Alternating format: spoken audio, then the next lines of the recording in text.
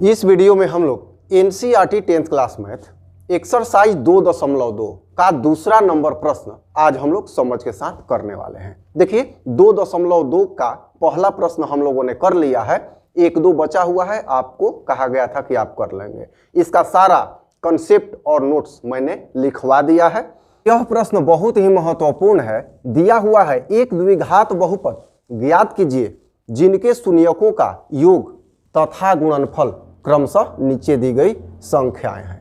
तो इसका पहला प्रश्न हम देखते हैं तो पाते हैं कि 1/4 -1 दिया हुआ है। देखिए ध्यान से प्रश्न समझिएगा, 2 या 3 आप प्रश्न समझ लेंगे तो सारे प्रश्न आप बना लेंगे, क्योंकि सेल्फ स्टडी भी करना आवश्यक है। और मैं लगातार सारे प्रश्नों को बनाऊंगा, समझाऊंगा चैप्टर वाइज।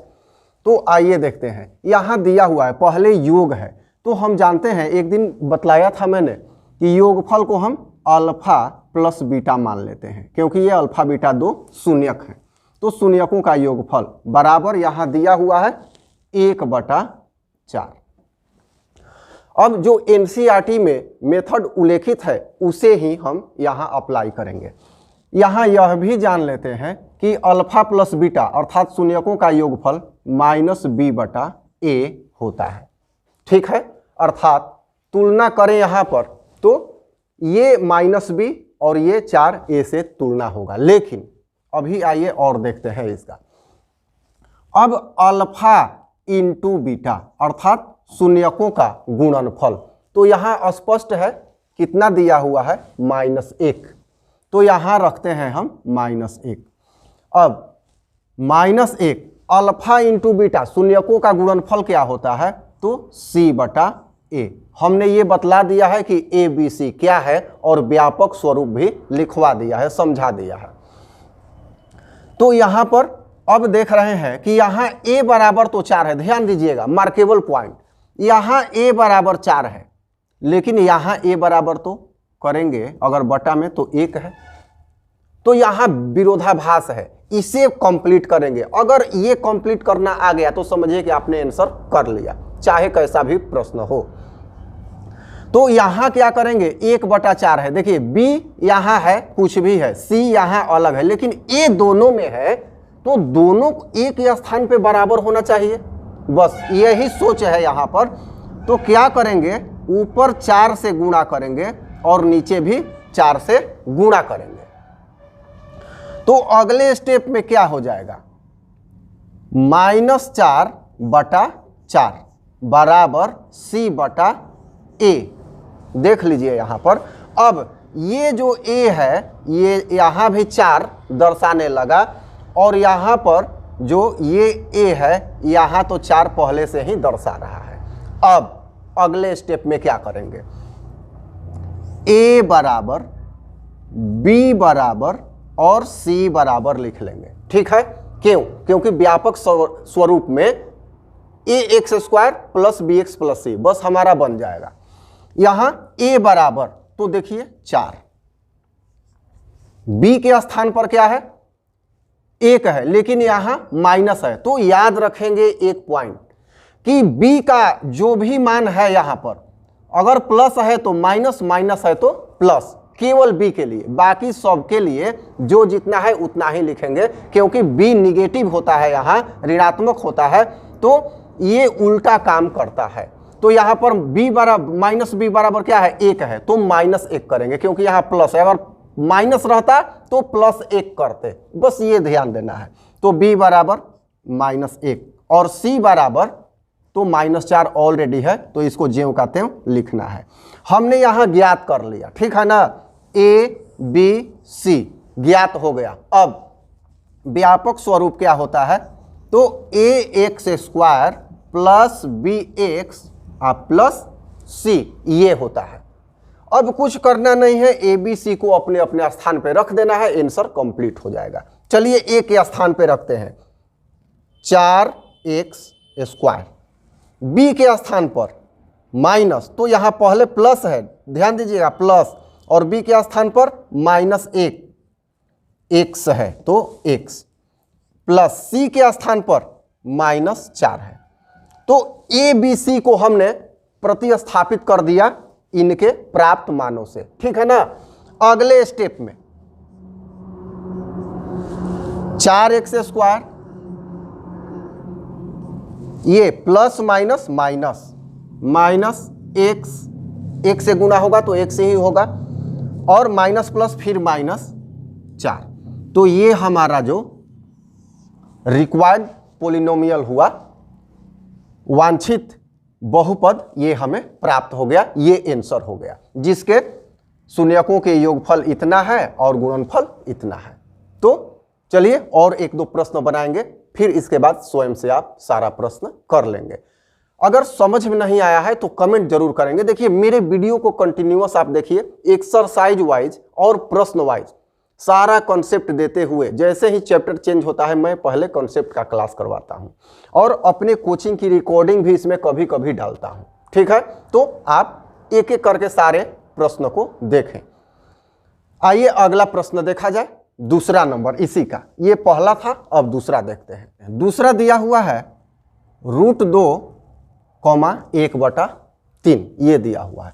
तो √2 का मतलब क्या, ये शून्यकों का योगफल है।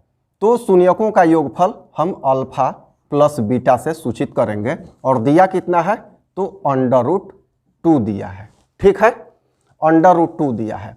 अब √2 दिया है और जानते हैं कि शून्यकों का योगफल क्या होता है, तो -b/a ये होता है। स्पष्ट है। यहां देखते हैं शून्यकों का गुणनफल, तो अल्फा इंटू बीटा बराबर 1/3 दिया गया है, और ये किसके बराबर होता है, तो c/a के बराबर होता है। अब यहां हमें a b c का मान प्राप्त करना है। तो पहले प्रश्न में बताया जा चुका है b का मान कुछ भी होगा, c का मान कुछ भी होगा, लेकिन a दोनों में है तो a का मान समान होना चाहिए, नहीं है तो हम करेंगे गुणा करके अंश और हर में। यहाँ बटा में 1 होता है, तो यहाँ हम देख रहे हैं कि a बराबर 1 है, यहाँ a बराबर 3 है, बस इसको बैलेंस कर दिया जाए। तो क्या करना होगा, यहाँ अंश में 3 से और हर में 3 से गुणा कर देंगे, तो क्या आ जाएगा, हमारा आ जाएगा 3√3/3। अब यहाँ हम देख रहे हैं कि ये भी आ गया 3a और यहाँ भी आ गया 3a। इसका मतलब कि अब हमारा काम हो गया है, a b c का सिलेक्शन करेंगे और व्यापक स्वरूप लिखते हुए पुट कर देंगे। देखिए ये वही मेथड है जो NCERT बुक में अप्लाई किया हुआ है। अन्य विधि भी है कि अल्फा प्लस बीटा को x में गुणा करेंगे और अचर के रूप में अल्फा इंटू बीटा को रख देंगे और x² पहले रख देंगे, तो वैसे भी आप कर सकते हैं। ये अब यहाँ पर a b और c, तो a बराबर क्या है, 3 है, b बराबर, तो यहाँ b बराबर पहले प्रश्न में बताया गया है कि कुछ नहीं करना है, b बराबर है क्या, 3√3, लेकिन यहाँ प्लस है तो माइनस, माइनस है तो प्लस। ये क्यों होता है, क्योंकि b ऋणात्मक होता है इसलिए। तो केवल ज़्यादा सोचना नहीं है, इसका जो चिन्ह है उसको उल्टा कर देना है। तो यहाँ प्लस है तो क्या करेंगे, -3√3। ध्यान रहे ये केवल b के साथ ही होगा, a और c में अपने वास्तविक रूप में रहेंगे। c क्या है, c यहाँ देखिए c जो है यहाँ 1 के बराबर है, ठीक है, तो c बराबर +1 होगा। अब लिखेंगे व्यापक स्वरूप द्विघात बहुपद का, तो ax² प्लस bx प्लस क्या होता है, c, ठीक है। अब आगे हो जाएगा, a को यहाँ रखेंगे 3x² प्लस b को रखेंगे -3√3, ये b के जगह पर और x है यहाँ, प्लस c के जगह पर, c के स्थान पर 1। तो फाइनली यहाँ लिख देंगे 3x² माइनस 3√3x प्लस 1, ये हमारा प्राप्त बहुपद हो गया। तो मुझे आशा है कि ये प्रश्न भी आपको समझ में आया होगा और लगभग कंसेप्ट बिल्कुल क्लियर हो गया होगा। ये सबसे आसान विधि है, क्योंकि कभी कभी गुणांक भी पूछता है बहुपद देकर, तो इससे गुणांक भी हमारा क्लियर होते जा रहा है। तो मैं वही बातें यहाँ आपको बतलाता हूँ जो कभी कभी अपने क्लास में बताता हूँ और आपके साथ उसकी रिकॉर्डिंग भी शेयर करता हूँ। तो सारा प्रश्न 1 बाय 1 और एक्सरसाइज वाइज हम करते चलेंगे। आप वीडियो पर कंटिन्यू बने रहें। चैनल सब्सक्राइब नहीं किए हैं तो सब्सक्राइब ही कर लें। चलिए अगला प्रश्न देखा जाए। तीसरा प्रश्न है हम लोगों का, यहाँ दिया हुआ है 0 और √5 ये दिया हुआ है, ठीक है। ये प्रश्न है तो शून्यकों का योग 0 है, अर्थात अल्फा प्लस बीटा बराबर 0। और ये 0 को हम क्या लिख सकते हैं, 0/1। और ये किसके बराबर होता है, तो -b/a। अब तो इतना आप लोग समझ चुके हैं। अल्फा इंटू बीटा बराबर दिया हुआ है √5। √5 को √5/1 ये लिख सकते हैं। तो अब देख रहे हैं, और ये कितने के बराबर होता है, c/a।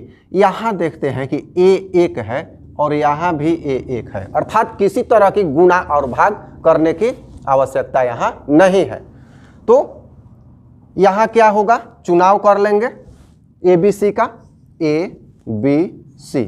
a बराबर 1, b बराबर क्या है, 0 है तो -0, माइनस या प्लस 0 होता नहीं है तो लिख लो, क्योंकि हमने कहा है कि चिन्ह चेंज करना है तो -0।